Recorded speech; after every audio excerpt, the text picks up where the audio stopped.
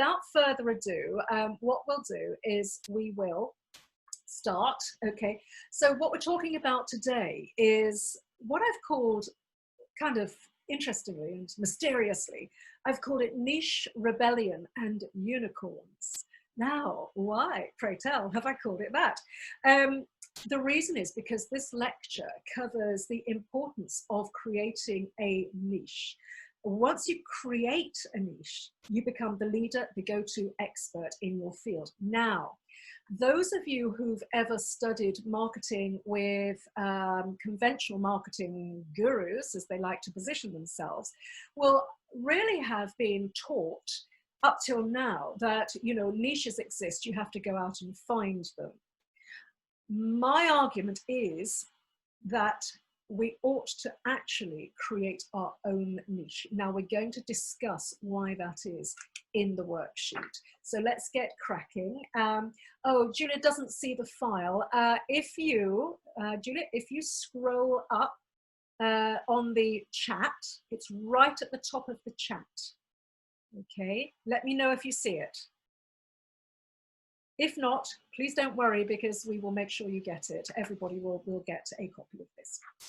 So, as you know, I don't like you to split your attention, because what we know from education research is that if people have to look at pieces of paper or read words on a screen while somebody's talking at them at the same time, they walk away with, at best, 30% of the information retained. So what I want you to do is to actually really pay attention to what we're talking about.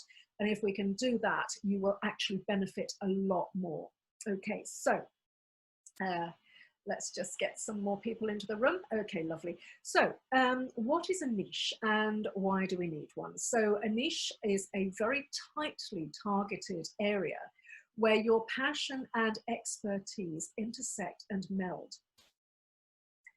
This enables you to create something absolutely unique to offer your potential new, existing, and even your former clients. Now, this lecture is absolutely suitable to everybody in practice. It's also suited to people who are still studying, and that's absolutely fine, because you've got to build a practice. So it's really great that you're getting the skill sets all sorted out and the ducks in a row prior to going into practice. These teachings are also really useful for people who have an existing client base that they want to kind of revivify and connect to, and maybe think of other ways of perhaps bringing back former clients on board as well. So all of these techniques and advice and all of these tutorials are really useful for all of that. So it's suitable for everybody. What we're going to do today, as I sort of hinted at the top of the tutorial, was that you're going to learn exactly how to discover your own niche that will totally differentiate you from your competitors and will appeal to your what we call ideal clients. Now, I just want to say, as an aside, when we talk about ideal clients, if you haven't done the work on the discovering your avatar, your ideal, perfect, most wonderful client, that your dream client that you would love to work with, please go back and look at all of the other tutorials, because they do all hang together. Marketing is a holistic topic, it really is. And so we've got all these disparate bits, and my job is to bring them all together. But I can only do that if you are actually looking at all the various little bits and pieces hanging together. Okay, so all of the research in the field of marketing shows that the more very specific you can be about what you offer to a very tightly targeted group, your niche, the better your results will be. Creating a niche allows you to do this simply and elegantly. And I'm all for simplicity. I'm not for reinventing the wheel. I'm all for keeping things really easy and very straightforward, because nobody has time for complex things. Lots of people, as I said earlier, the marketing experts spout buzzwords like, myself included. I talk about avatars. I do talk about demographics. I do talk about leveraging.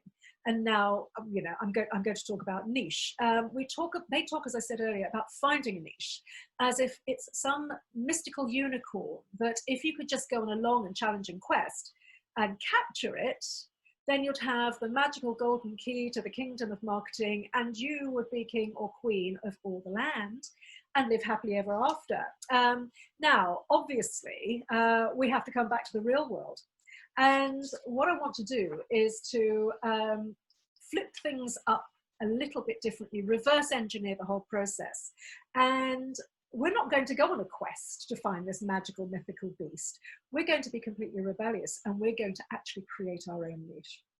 Here's my thinking. And I believe that if you go out and find a niche, a very tightly targeted area, not geographical, but obviously topical within your discipline field, it means that it already exists. And if it already exists, then there will be other people working in this niche. So it is not unique, and therefore, actually, it's not a niche. So that's what I want you to be very mindful of. This is a really deeply creative session, and I'm going to challenge you to create, to go on your own kind of mental exercises. It is mental gymnastics today. That's really what I want you to walk away with. That's really what we're trying to drill down to in this session. So we've got exercises. The first one is, I want you to think about what you're really passionate about. How do you identify your greatest passion? Is it an activity you can immerse yourself in hour after hour without getting bored or tired? We often become a little jaded in practice, myself included, because of the cold, harsh reality of having to deal with the minutiae of running a business alongside being a practitioner. So I find with the practitioners that I speak to is that they have great, great passion for the work that they do. They actually have a love for the change and the transformation that they bring into the world and how they look after clients and patients. But the reality is that we also have to do all the other stuff, the marketing and the drudge work, in order to keep a roof over our heads and to keep our practices going. So what I'm trying to do with these tutorials is to inject different ways of looking at things so that we can actually really engender enthusiasm in all of the background things that we have to do in order to make our practices really thrive. Now, I believe that it's not, again, it's totally holistic. In a way, if we think about practice and ourselves as being intimately connected, then when our practices thrive, we thrive. And when we thrive, our practices thrive. So it's all about personally and professionally and getting everything to interconnect and support each other. So that's really where I'm coming from. Now, there will be plenty of room at the end for questions and answers.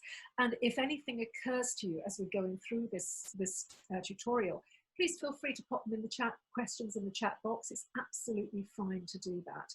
And for anybody coming in late, if you scroll up, just kind of scroll up the chat box, then you'll find the download for this actual tutorial worksheet there. Okay, so that's your first exercise. What are you absolutely passionate about? What is it that you can lose yourself in? What is it that enables you to get into the zone? That's really what I want you to go away and have a think about. You don't have to do it right now, but I'm just trying to kind of prep your thoughts and prep your mind and get the cogs kind of churning in the back of your mind so you can really start to think about that. The next question is, what are you excellent at? Now, this is no time for false modesty. You know what you're excellent at. You know where your excellence truly lies. So I want you to go away, and what I would love you to do is to have a little think about the way perhaps that other people might describe what you do. If you can kind of jump out of your own body, you can imagine dissociating and looking at yourself from afar. Sometimes it's easier to do this in meditation. If you can look at yourself and you can see yourself going about your day-to-day work, is there anything you can say, my goodness, that person really does that well. That's genius, that's excellence. So, because it's sometimes easier to do that rather than to actually try to think, God, what do I do really well? And if you're stressed out, chances are you think, I don't really do anything particularly well. It's really easy to get into those traps. So be aware of your internal language. I know we all, myself particularly, really need to actually think about internal language and the words that we use to ourselves and things that we tell ourselves, not always true. So step 3 is creating your zone of genius. And again, you know, for those of us going, yeah, I'm not really a genius though, am I? Actually, yeah, we are. We are. Genius is something absolutely unique. So what I want you to do is to, and I'm going to show you a little Venn diagram in a moment. We probably haven't done Venn diagrams since junior school, but we have to do a Venn diagram in this exercise. We'll come on to that in a second. So I just want to say that building a viable, healthy, sustainable, above all, sustainable practice is not just about having a passion or just being really, really good at something. Creating a real, helpful and viable niche that you are truly passionate about is actually going to help you build your practice. It's all about finding that zone of genius where your passions, expertise intersect to create a viable business focus. So here's the promised Venn diagram. Oh, that's nice. It's not actually coming out back to front. There we go. There we are. So this is really just really showing you this. You've got passion on one side, expertise on the other side, and where those two things interconnect is your zone of genius. So we're going to do more exercises to really find out how to get that and how to get that information, how to drill down into it. Step 4.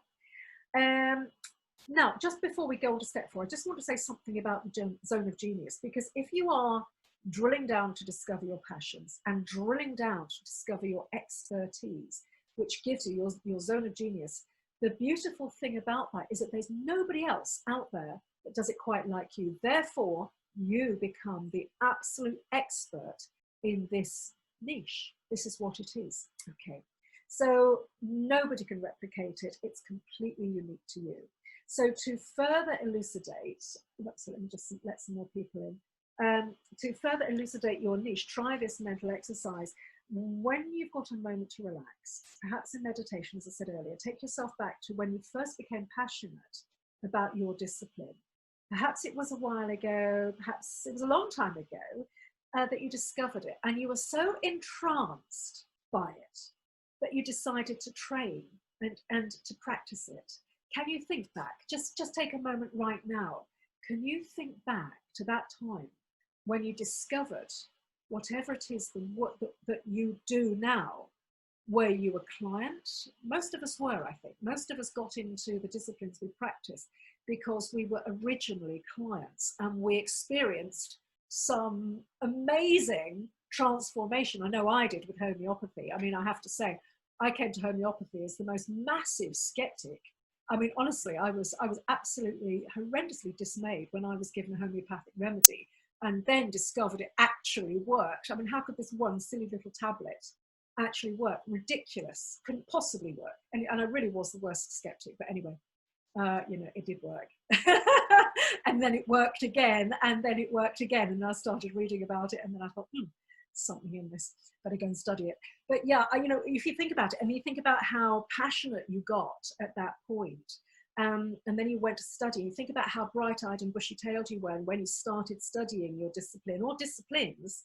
That's the passion I want you to get. That's what I want you to go back to, is to take yourself back in time and really drill down to those feelings.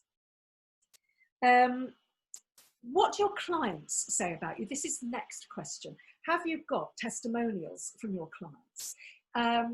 If you haven't, you know, getting testimonials is very straightforward. We can certainly do a tutorial on getting testimonials. It's not particularly difficult. Really, it's just a case of asking them. But if it's something you would like to do, then absolutely we can do that. That's not a problem at all. What do those testimonials say? For my MSc, for my dissertation, I know a lot of you will know this, but for those of you who are new to the group, when I did my MSc, my Master of Science actually I studied homeopathic medicine at the University of Central Lancashire.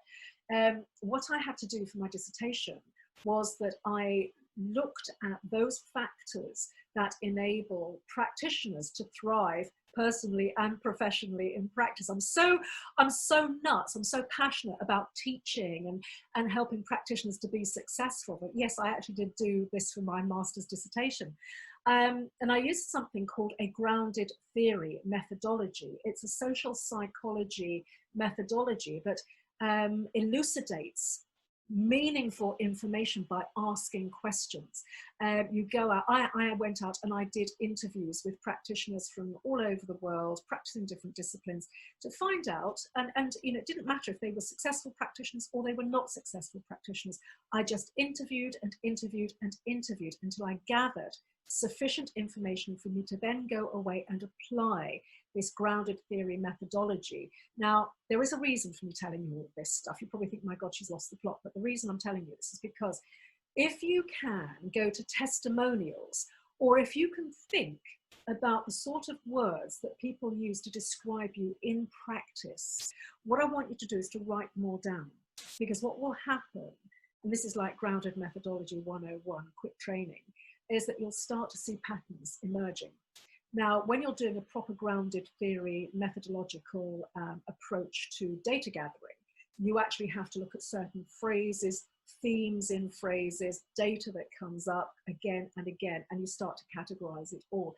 You can do a mini version of that by looking at, is somebody constantly saying, with your testimonials, are they constantly saying, gosh, you are so reliable, you are so there for me all the time. I know that, you know, you're going to pick up the phone and you're going to call me back, and that, you know, I know that you're there for me in an emergency situation.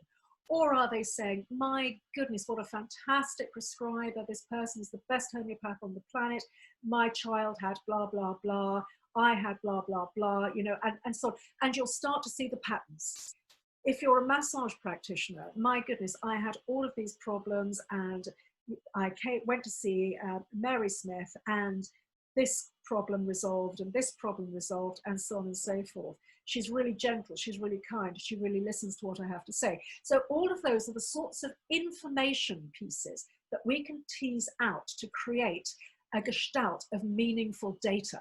Okay, so that's kind of it in a nutshell. So that's why I want you to go back and look at your testimonials, or at best, anything that anybody actually wants to, has said about you that you happen to know about. So I've just seen a question come up. Right. Oh, somebody's, okay, thanks Roberta, thanks for answering that question. It's just about where the, I think it's where the worksheet is.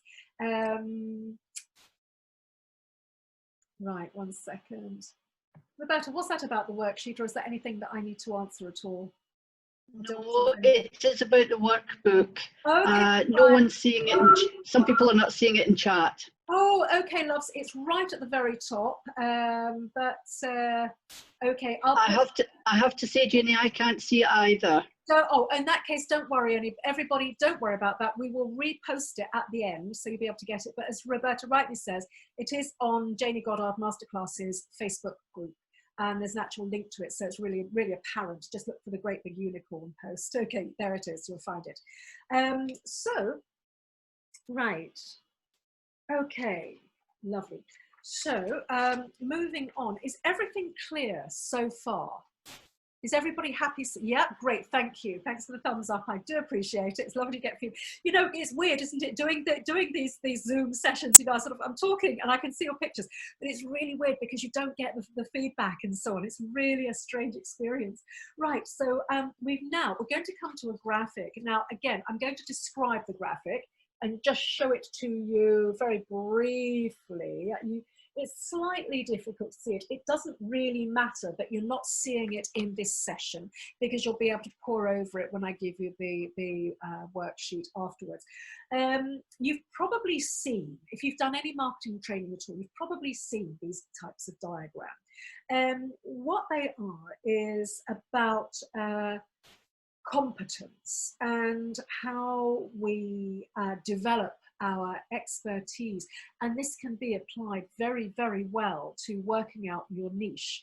And so again, what I really want you to do is to work through this, and I've got questions in the next couple of pages, again, to elucidate your zone of genius. So we get to our zone of genius from a really practical perspective, because if you think back to when you first started learning your discipline, you didn't have skills because you didn't know anything about your discipline. But this is before you went to any classes, any courses, anything like that. You knew you wanted to do it. So you were high joy, your joy levels were really high because you were really excited, weren't you, about the fact was you were going to go and learn something really amazing and you knew you wanted to do it, you were really passionate about it. But it did mean that you had low skill levels. Not your fault because you didn't know anything, that's fine. So then you learnt and you did your training and you did your exams and you got your certificates and then you went on to see clients and you really found that you were just doing absolutely wonderful, wonderful work. This is called this is again where we can elucidate your zone of genius because you're still super enthusiastic and you're seeing clients and you're getting better and better and better at the work that you do. So that's your zone of genius. You love it and you're great at it. You're in harmonious flow. You've got passion, optimal performance, and it's timeless. You know, you can be sitting there with a client or working on your client if you're a body worker, and time just becomes meaningless, doesn't it? Do you ever find that you just get totally into the zone? I do when I work with my patients. It's the most extraordinary thing. Conversely, the things that we have to look out for, if you find any of this creeping in, we really do find that it's really going to be necessary to go away and revisit the feelings you had at the very beginning of your practice. So conversely, you've got to watch out for low joy levels. This is the zone of burnout where you feel you're starting to dislike things, you're feeling ineffective, you've got frustration, anxiety, cynicism, time drags. Now that's where we've got to really go right back to the first time when we first came across our discipline and to re-engender all of those feelings of enthusiasm and wonder at the world and so on. So that's one set of exercises that you can do. Then we've got, now it is a PDF that I'm giving you, okay? And again, you can actually write on the PDF, but I've only given you 2 lines to write, so you know that's probably not going to be enough. So go away and just just write it out for yourself. But I just wanted to give you an example of what I'm asking you to do. So the zone of genius. The first question is, and I would love you to have a think about this now, what work do you so love doing that it doesn't seem like work? That's the first question. You don't have to write any of this down because you will be getting this. I just want you to think about it right now. What aspects of your work generate the highest ratio of positive results compared to time spent? Now that is a really interesting question because do you remember in some of the other tutorials, I've talked about Pareto's law, where 80% of the success in your practice is going to come from the top 20% of your clients.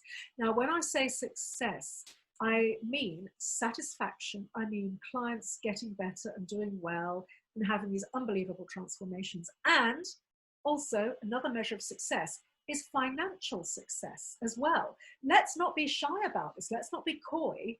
You know, if you're not financially successful in practice, then quite honestly, you're not going to be able to keep a roof over your head and you will not be able to maintain a practice. So profitability is absolutely crucial. Now, I did promise you that we would cover profitability in practice. It is a very, very important topic.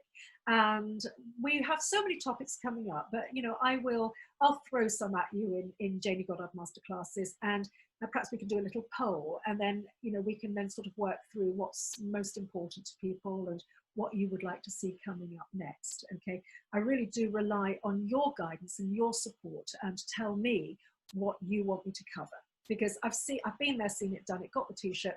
Over the last 27 years of running the Complementary Medical Association, I've looked at tens of thousands and supported tens of thousands of practitioners through their practices and growing their work and so on over the years. I've seen every model of practice there is. I know what works, I know what doesn't work. So I'm here, pick my brains. This is what it's all about. Okay, so next I want you to consider excellence. What do you, again, touching on what we just discussed slightly earlier, what do you consistently get positive feedback about in your work and your life?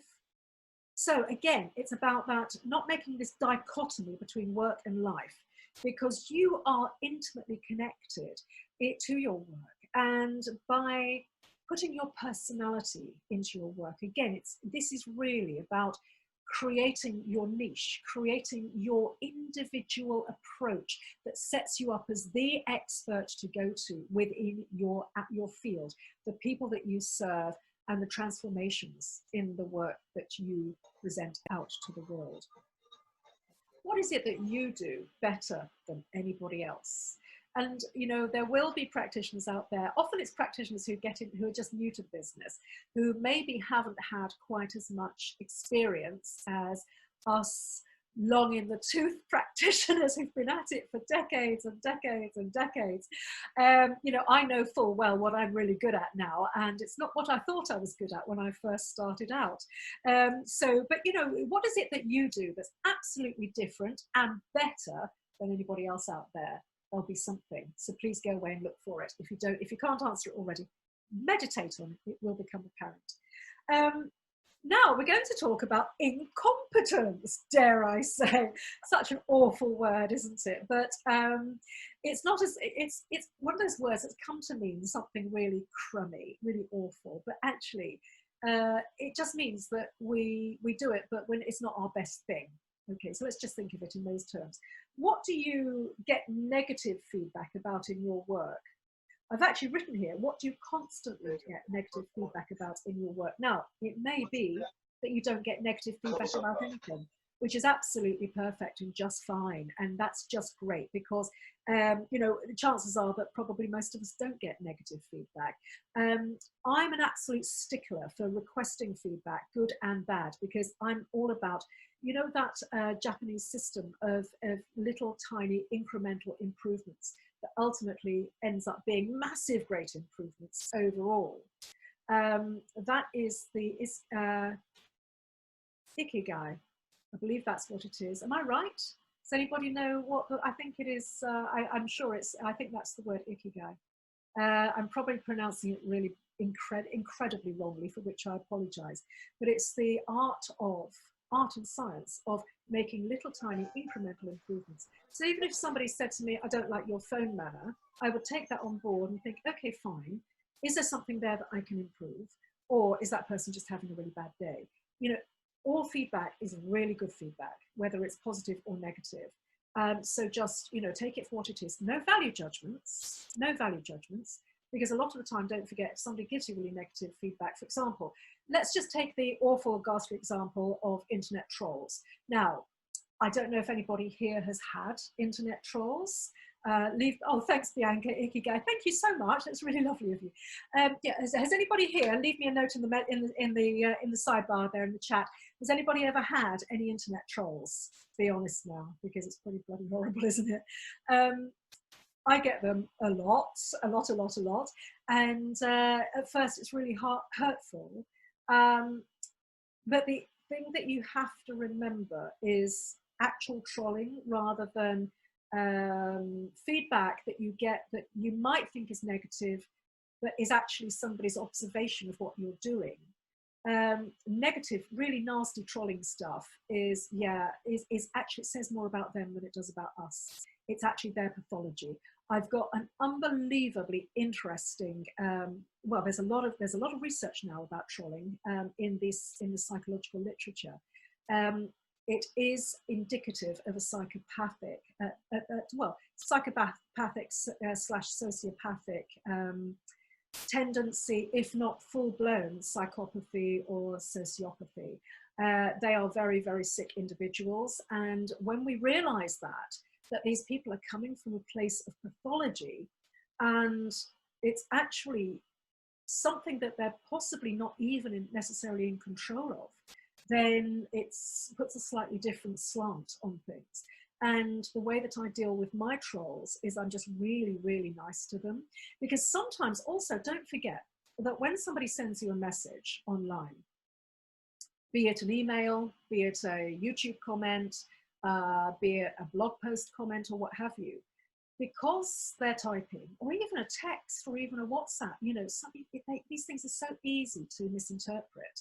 I misinterpreted a message just recently, actually, and it was somebody for whom English was not their first language. And I went back to them and I said, look, I really appreciate your position, but I think that your understanding of what we have done and it was with reference to our comments and support of the Black Lives Matter campaign and various resources that the CMA put out in an effort to be as much of an ally to any marginalized groups. And we got some really interesting response, a lot of huge positivity and gratitude, but also some people coming back to us. Some were just completely really weird, and some were actually ones that came across actually very critical, but I could then see where the criticism was coming from. That's absolutely fine. As I say, all feedback is good feedback. So going back to, I know I'm whittering on about trolls and negative comments, but it is in relationship to this particular question here, which, as I say, is highlighted incompetent. Do you get negative feedback in your arena? Really be careful about what's negative feedback and what's trolling. And you've just got to use your best judgment to work out whether somebody's actually trying to be constructive or whether they're just being destructive. Okay, does that help? I really hope it does, because it can get you down. You know, you end up developing a really thick skin. I have, but my God, it's taken years, because I got my trolling right at the very get-go before there was even such a word as internet troll, and I just thought, my goodness, there are some really nasty, sick individuals out there. But yeah, you get some nasty stuff. So please, if you get it, and it does disturb you, again, I'm here for you. Drop me a message and say, hey, look, Jayney, I'm getting all this stuff. What do I do? Or just hear me. I just want somebody to hear me and just say, I'm here for you. I support you. Because I've had it really badly. I've had death threats. I've had all sorts of really nasty things. Poor Roberta has seen some horrendous emails come through, because if it comes through the CMA website, it goes straight to Roberta's inbox. She's seen some terrible things, stuff I really wouldn't want her to see. You know, so I just, you know, I know I'm whittering on about it, but I hope it's in some way helpful. If you ever do get anything, and the more you put yourself out there, the more the greater the likelihood is that you will get it.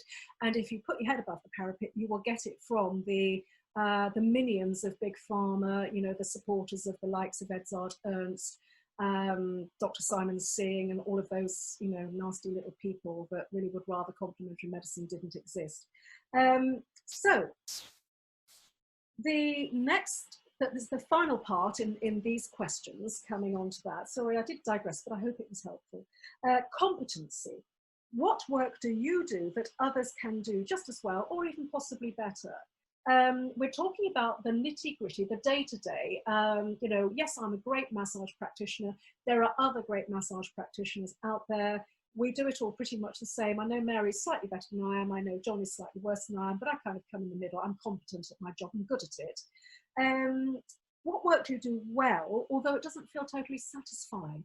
Is there anything out there that you do that you think, yeah, I like this, but you know, I'm good at it, but it doesn't butter my parsnips. It doesn't really make me feel infused. It doesn't make me feel, I don't get into the zone when I do this work, because those are the things, the so-called incompetence and the so-called competent things. I want you to look at both of those, the two last points in this final exercise. And I just want you to just look at that with a view to, are these things that I actually need to be doing? Or are these things that I could happily actually push to one side and not do any longer? Now, the reason I say that is because, you know what, we've all had training in a particular way. Now, with my homeopathy training, I trained at the London College of Classical Homeopathy when Mandy Larkin was in, she was at the helm. Now, you know, we were trained, classical homeopaths are trained, it's very strict. It's very, you know, you prescribe one remedy at a time, and then you wait, and then you wait, and then you wait, and then you wait. It's the worst business model ever, because, you know, you're supposed to sort of wait and wait and wait until the patient hopefully contacts you again saying, oh, I've got some new symptoms. So you go, oh, hurrah, let's unpeel this onion and now prescribe for the next lot of presenting symptoms. You know, there are better business models, and we can cover all of those, you know, again, coming up. But, you know, we can be victims of our training. One of the things I was also told as a trainee baby homeopath was never go and ever contact your patient to see how they're doing. It's kind of against the rules. It's kind of against the ethics. You've got to allow your patients to come to you only. Now, nowadays, I don't think that's very compassionate.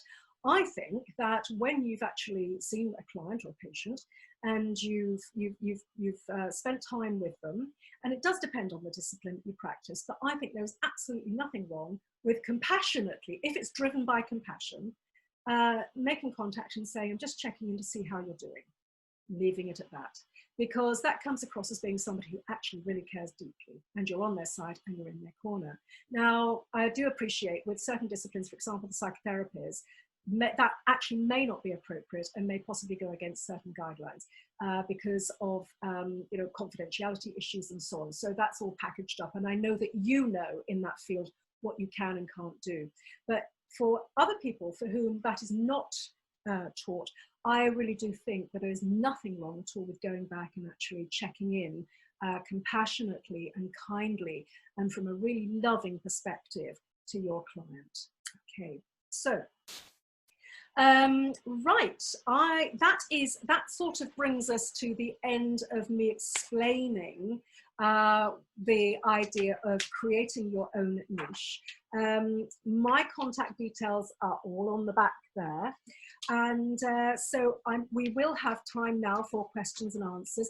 Michelle, yes, thank you. Regarding trolling, just going back to that, reporting it to social media sites, yes, that's fine. You can do that if, however, it comes through your blog or anything like that. There's nothing you can do. Of course, you can block the person. Or if they're talking about you and saying ghastly things about you, I mean, like quackometer. I'm front and center of quackometer. It's a badge of honor. Anybody who sticks their head above the parapet and goes on media, goes on TV and says, complementary medicine is really good, let's all do this. It will change your life. It is actually really, really good for your health and well-being.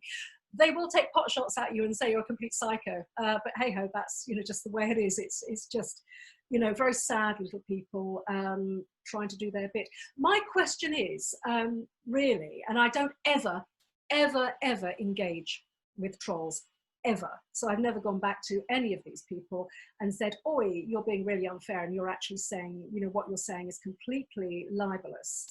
And I could take you to court and I would win, because you, the defendant, don't have to actually, fight your corner. It's down to them to actually defend what they are saying about you. So, what they're saying is a complete pack of lies. I do not engage. Don't feed the trolls, anybody. I know we're sort of digressing, but I just hope it's a little bit helpful. So let's put all that to one side. To sum up our niche, the idea that I'm trying to get across in this tutorial is that I don't want you to go out and look at a niche and go, oh, I've identified a niche. What we've got to do is that we've actually got to take the perspective that what we do is completely unique. With the worksheet that I'm asking you to go through, what I want you to do is to really drill down to your zone of genius that we spoke about, and what it is that you do that's completely different from anybody else, and what it is that you do that is really, really better than anybody else. Once you know that, you can actually start to create and go back to your avatar, your ideal, most gorgeous, lovely client, the one that you really, really would dream of working with. And look at them. Again, remember, it can be a made-up person or it can be a real person, or either way, it's equally valid. And you can actually work with those two things, and you can actually really start to think, okay, this is the kind of person. If you remember my avatar training, I spoke to you about my friend Christy, who happens to be my avatar for the work that I do on Rewind Your Body Clock, health and well-being, particularly for my niche is obviously working with a particular type of woman. She's incredibly health engaged. She's very, very bright. She's got her own business. And so see how tight that niche is. When you can identify this absolute sector that's completely unique to you, what you then do is you can totally craft your marketing messages, the wording on your website, the working in brochures, if you have them, the wording on your business cards, all of these assets, marketing assets that you have, all of the work, all of these tutorials I've been teaching you, everything I've been going over with you is about understanding your uniqueness and your genius, and how you can stand out there proudly, head and shoulders above anybody else out there, because you are unique. And that's the truth. So we've got, how many people have we got? Just want to check. Right, okay, loves. Oh, we've got some questions here. So I'm going to throw the floor open to questions. Thank you so much. So Nicola says, what if you're still a student and starting to think about setting up your business? Would you focus on what you felt passionate about in your training? Absolutely.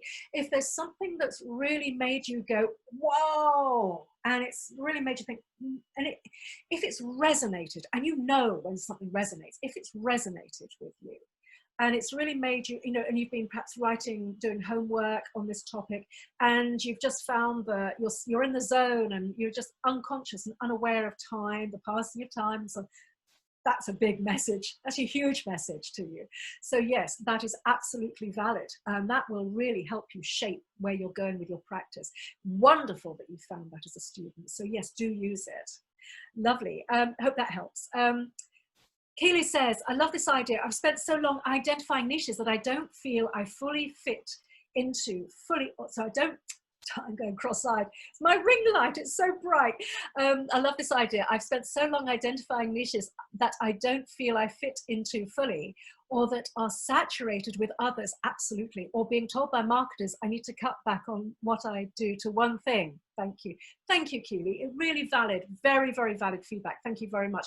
Absolutely. There are so many so-called marketing gurus out there who say, oh, find a niche. Absolutely not, because it means it's saturated already, and you'll just be commoditizing your offering, which means that you then have to go and set your pricing at exactly the same level as everybody else.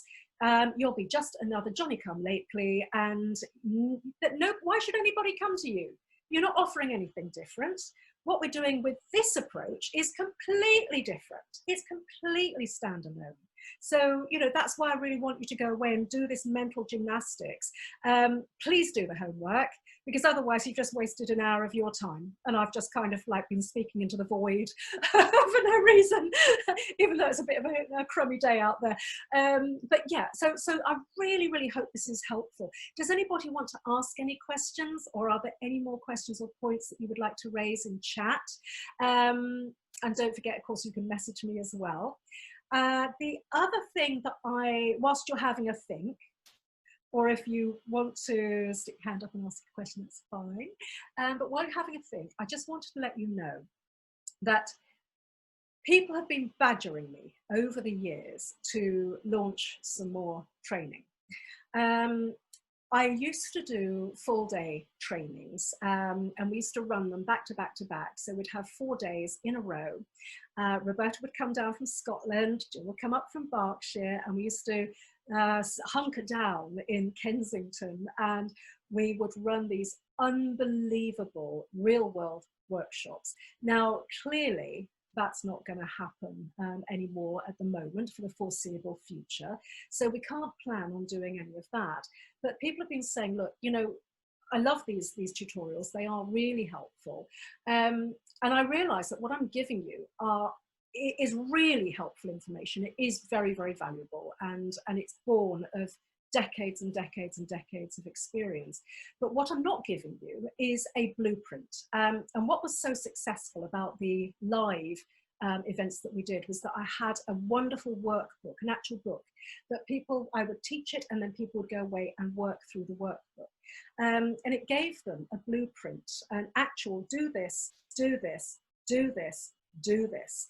And what it did was it actually enabled people to massively either start in practice or massively increase their success rate. So I've finally had so many people emailing me as a result of these trainings saying, have you got a course? Have you got anything? And so, yes, I'm finally biting the bullet and thinking I need to get this out to you. I feel as though I'm missing a trick, and I do feel as though I'm sort of not supporting you totally, and I feel I need to be able to do that better. So I'm not pitching you in any way, shape or form, just flagging up that should you choose, I will be putting information up in the not too distant future. And if you want to join me on that, then you can. And it's just, it'll be a 6-week training course, and with homework and all those good things. And it will actually give you a complete practice blueprint. But I'm throwing it out there. If you like the sound of it, just let me know. Okay, and I can let you have some more details, and that will be available within the next couple of weeks. Right, more questions, thank you. Do we have to have a niche? Is it not possible to be a homeopath treating all that come through the door? Well, you could give that a go. And that actually is what we do as homeopaths, and it is what we do as chiropractors, it's what we do as acupuncturists, it's what we do as psychosynthesis counselors, and so on. Of course we do, I know that. But if you're trying to be all things to all people, you are commoditizing your service. So what would you do, Alex? Would you have a website that says Alex, homeopath, and hope people understand what that means? If you do find people understand what that means and understand that that means that they have to beat a path to your door, then good luck to you. My opinion, and this is because I've seen what works and what doesn't over the last 27 years of being president of the Complementary Medical Association, I believe that what you ought to do for the best is to go out to create a website. And if you've seen my other my other tutorials, and if you haven't, go and look at them. They're all on the CMA YouTube channel.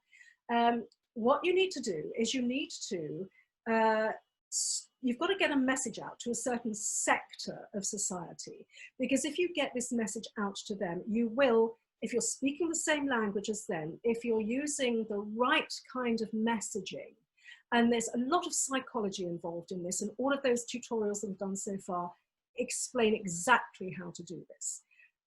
You will find that you are building a practice faster. Then what you will find is that those people will start to recommend you to other people. They may bring their children along. You know, so for example, let's say you decide and you really identify that there's a niche out there of weekend warriors, rugger buggers who get these terrible injuries and bruises and scrapes and batters and so on.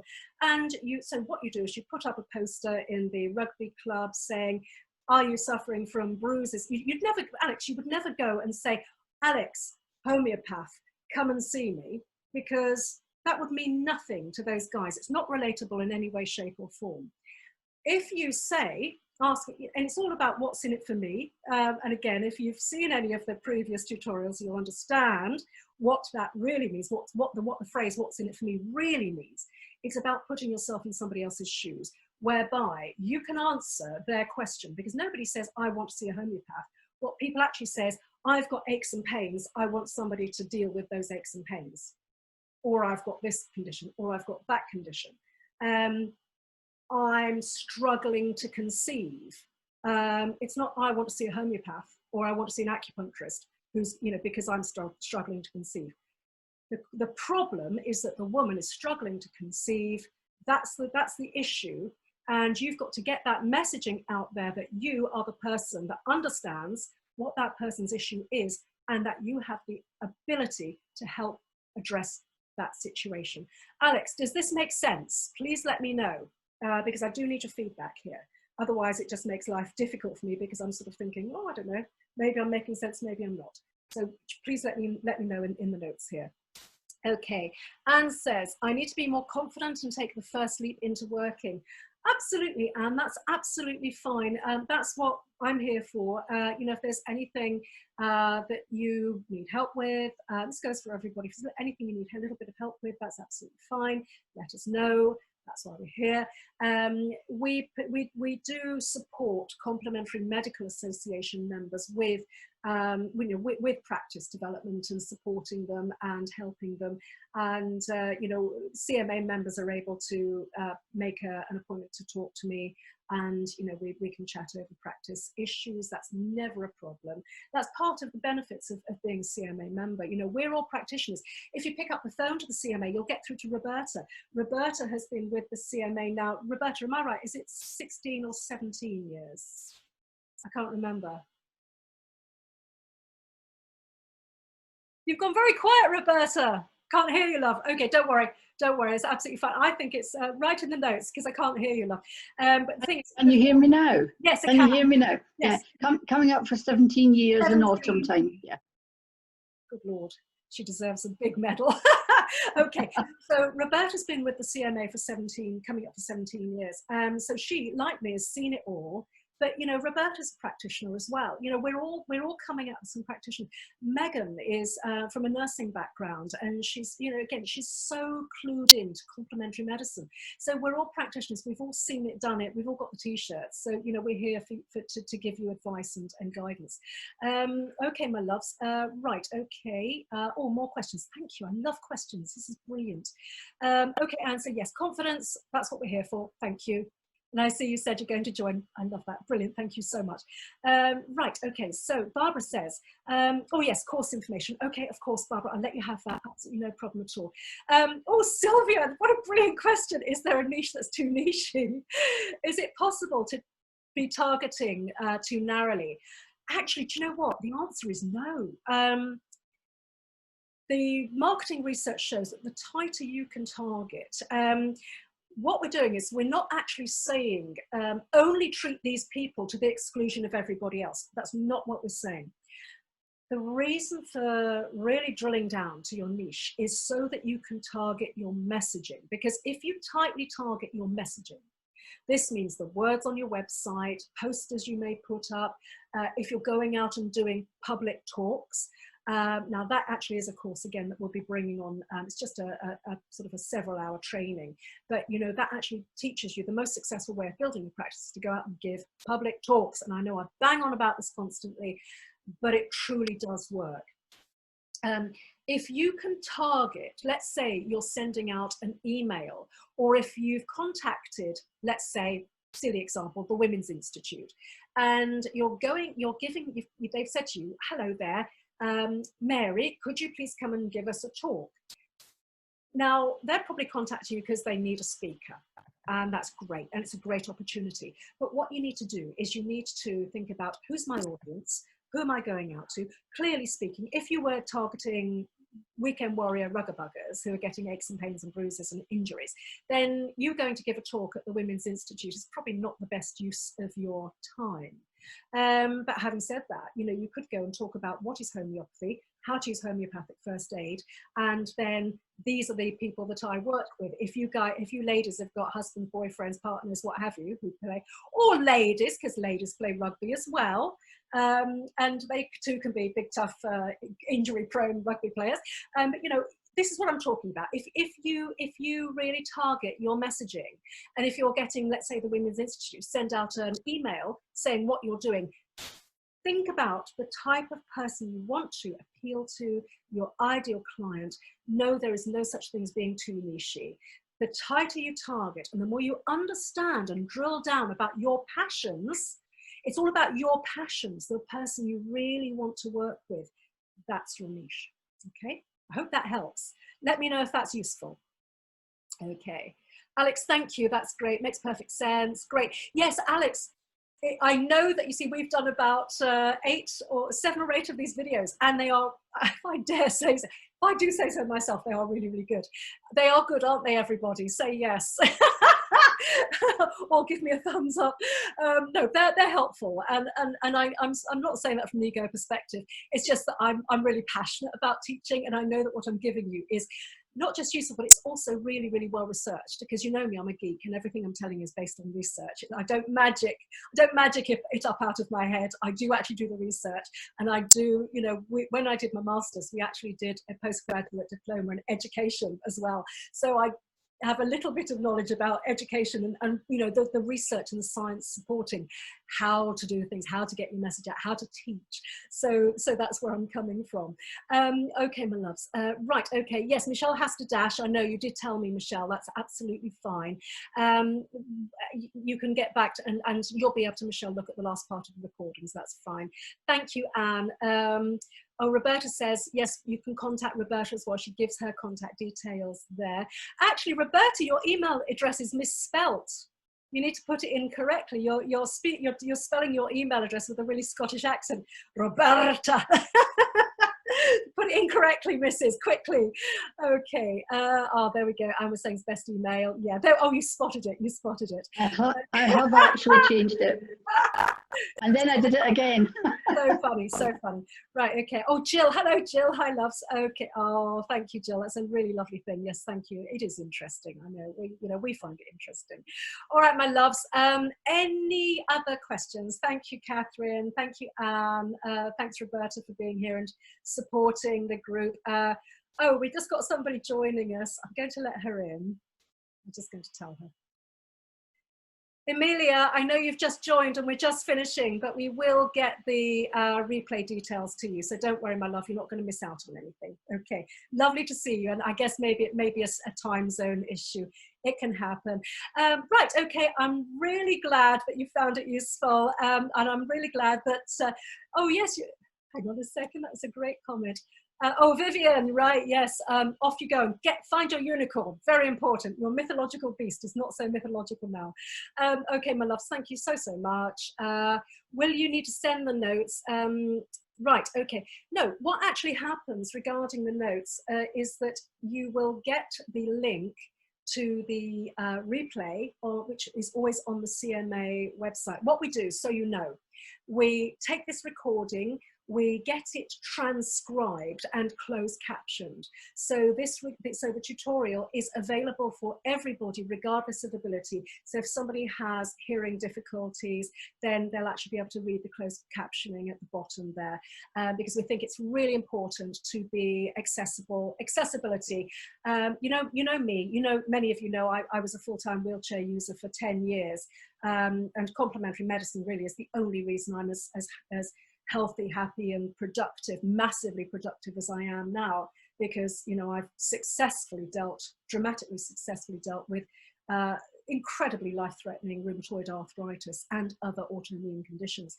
So I'm a massive disability advocate, although I do not consider myself to be disabled anymore. I mean, I have joint damage and things like that, but I'm really healthy now, optimally healthy, thanks to complementary medicine. So, we are disability and minority advocates in any way, support everybody as best we possibly can. And so what we do is we get the transcription done, get the closed caption done, and then on Wednesdays, we send the CMA e-newsletter out. So you'll be on the list for that. If you haven't subscribed to that, go to the Complementary Medical Association homepage. At the top there is the link to subscribe to the newsletter. Click that and then fill out the form. We don't spam people. We don't sell your address.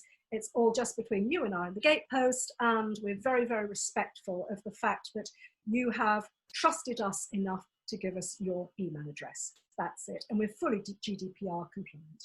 Okay, right. Okay, that's it, loves. Thank you so much for being with me. It's 4 o'clock on the dot. We stuck to an hour, which is a first. Take care. Have a great weekend. Lots of love to you all. Bye, loves.